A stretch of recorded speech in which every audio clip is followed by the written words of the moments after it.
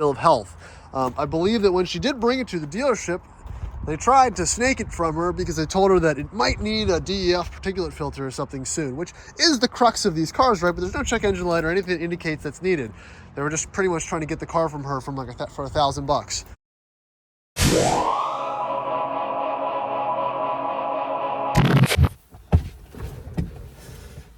Howdy, my name's Troy, and this is the Addicted Motors YouTube channel. And today, if you can't already notice, I am not sat in a Land Rover or Range Rover product.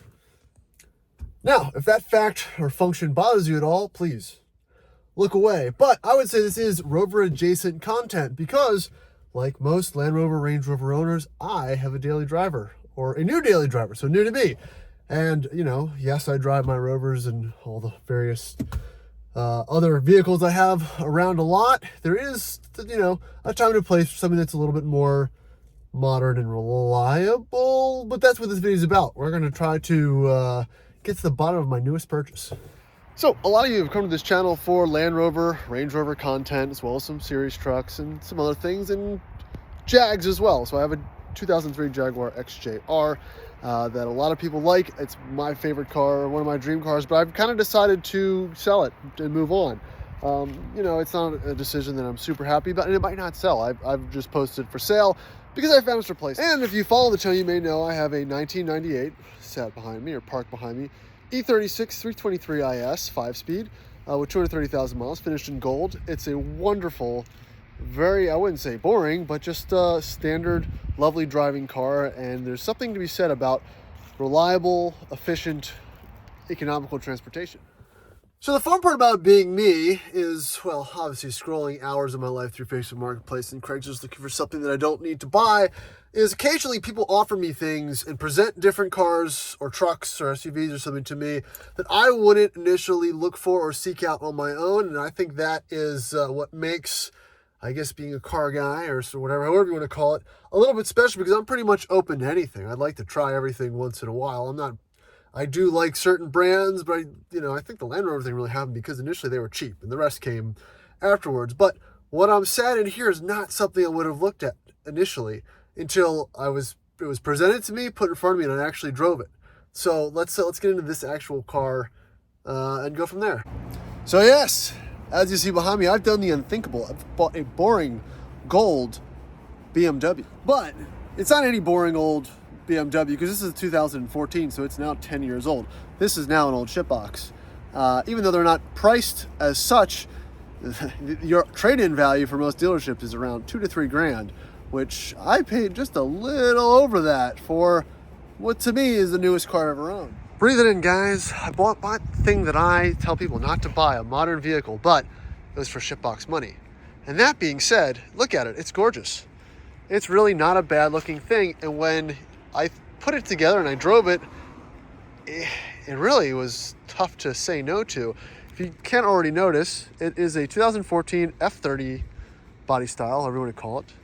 328D, which for you Brits and Europeans is actually a 320D. It's a 2-liter 4-cylinder single turbo diesel.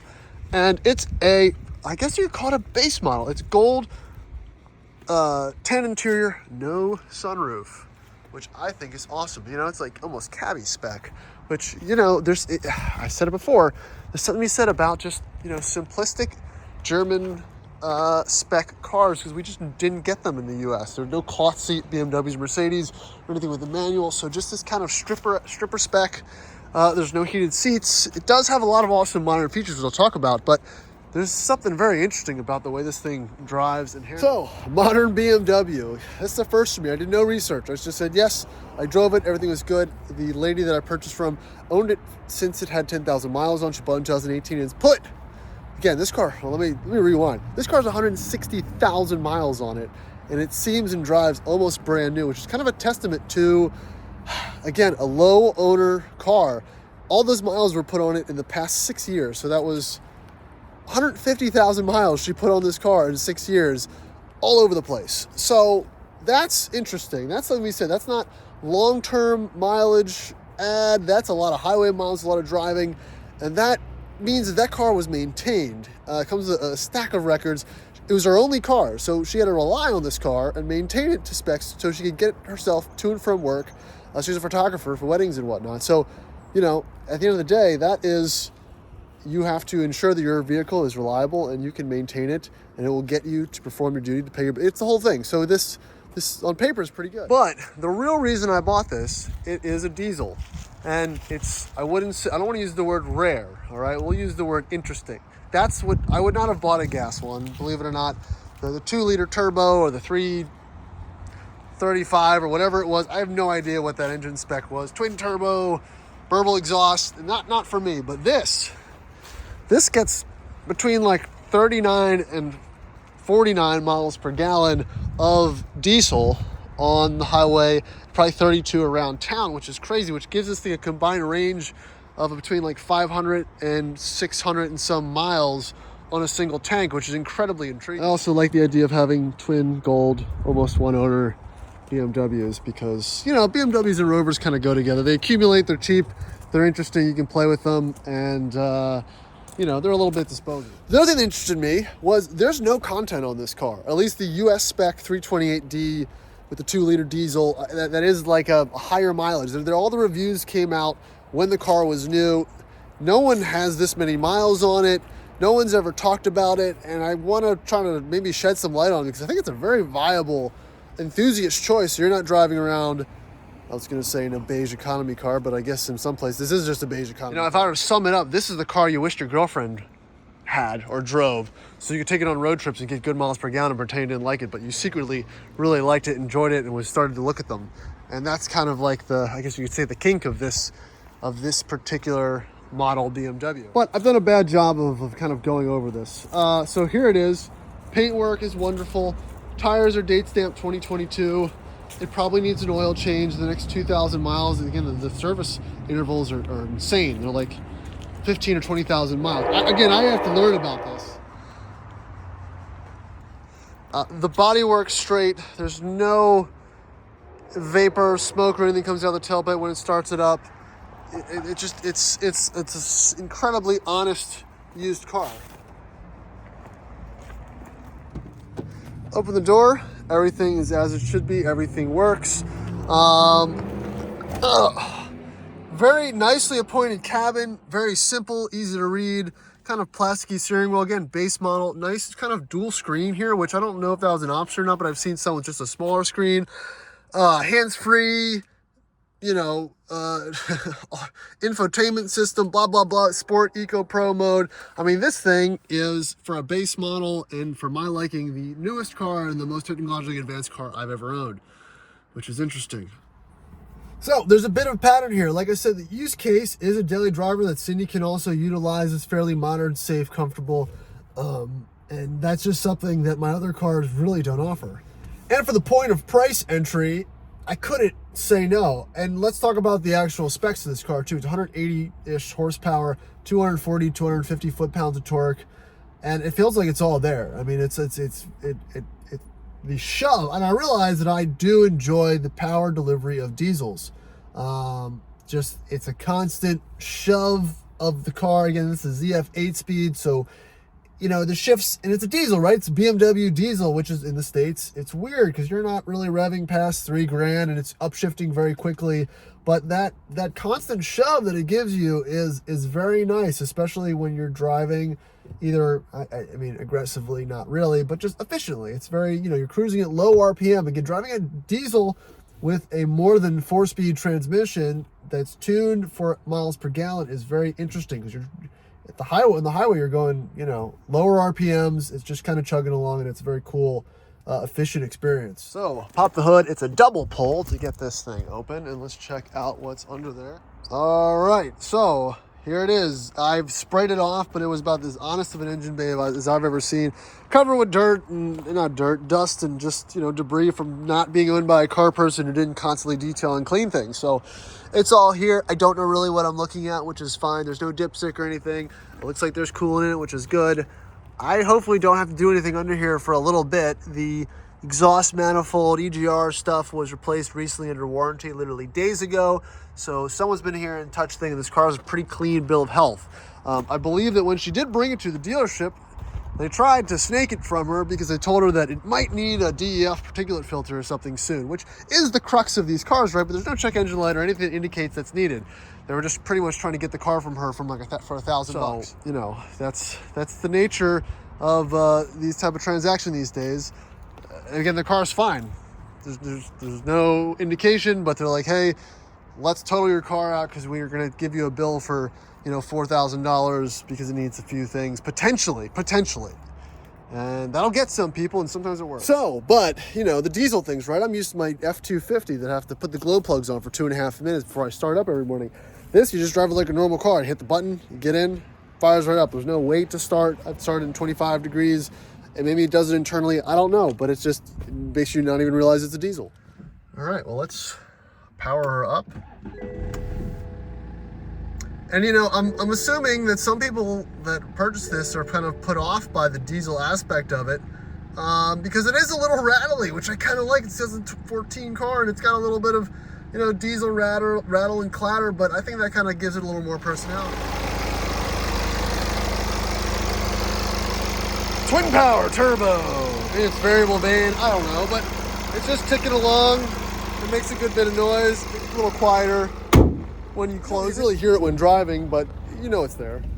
All right, let's take it for a spin. I have a backup camera. I have parking sensors. It is quiet in here. All things that I am not used to being a part of my driving experience. It does have, you know, a couple drive modes. There's Sport, Comfort, and Eco Pro. Obviously, you know, there's a lot of dynamics that change. Tighten the steering in Sport mode. It's a little more responsive. Probably tunes the transmission, the turbo, one way or the other. But it is pretty. It'll scoot. It'll get things moving in the right direction. You know, it's one of those cars that, you know, I really have to sit down inside and learn the features and the functions. It's, you know, it's just not as intuitive as you think. And none of it's bad. Even the little iDrive, the scroll wheel, everything is right at your fingertips and really easy to use. The screen's not too big or intrusive. The gauges are nice and clear. They're analog, split, and a little bit of digital on the bottom.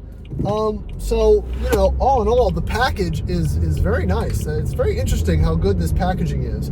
And I really understand why somebody would buy this back, you know, in 2014 instead of, I guess, some of the other models. And I'm noticing that my mirror is now changed to a direction that I didn't want it in. So I wonder if that is already breaking.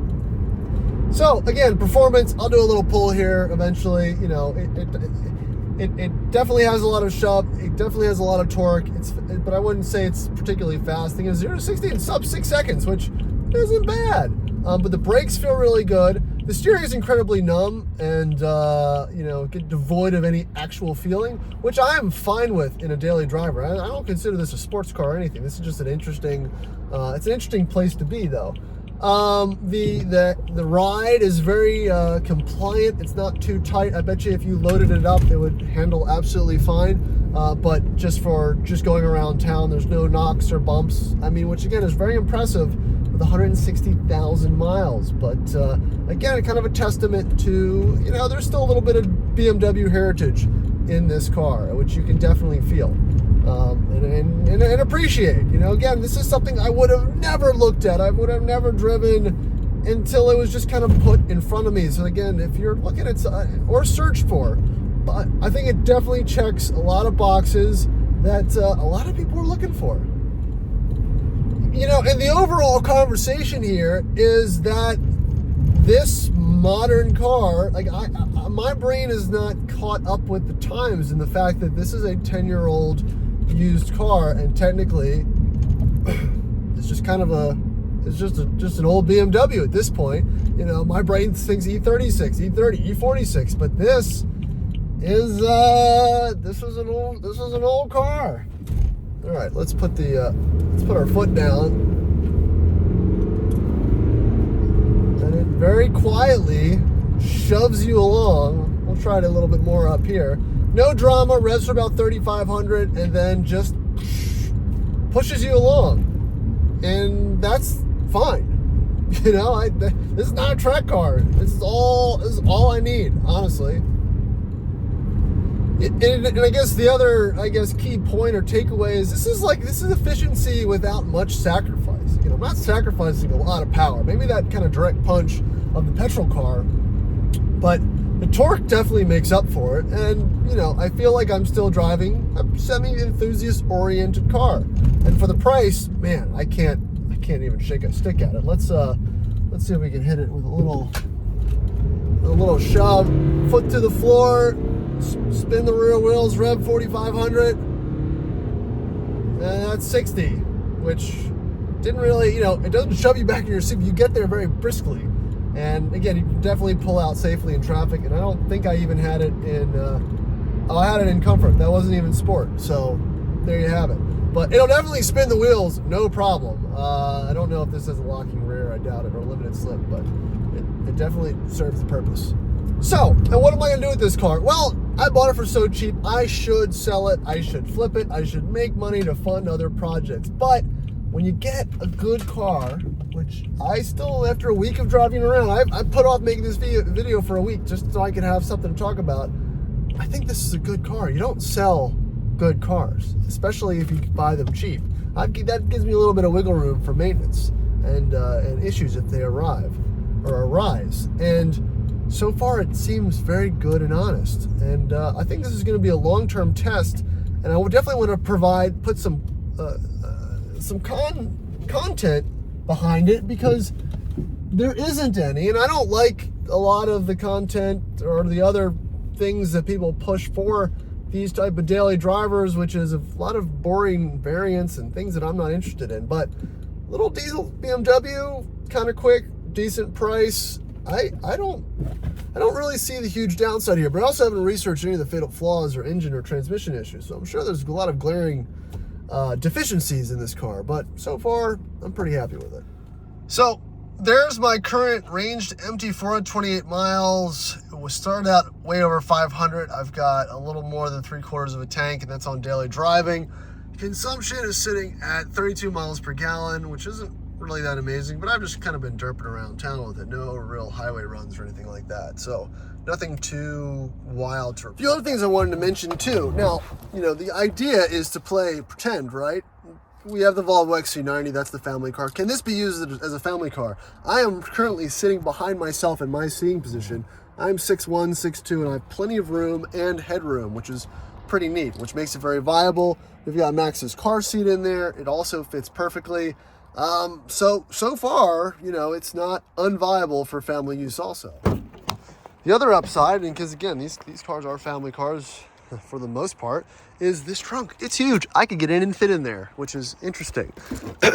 Enough room for all the stuff. I don't believe this car has a spare. It might just have a donut or something somewhere, or run flats. But yeah, plenty of room for all the junk and all the kid stuff, which is really the kind of the limiting factor, which actually is one of the limiting factors of the Jag, because the trunk's tiny. It's just angled weird and there's not a lot of room. So, a lot of upsides, right? Stripper spec, high mileage, low ownership, good maintenance, efficiency, space, versatility, price of entry.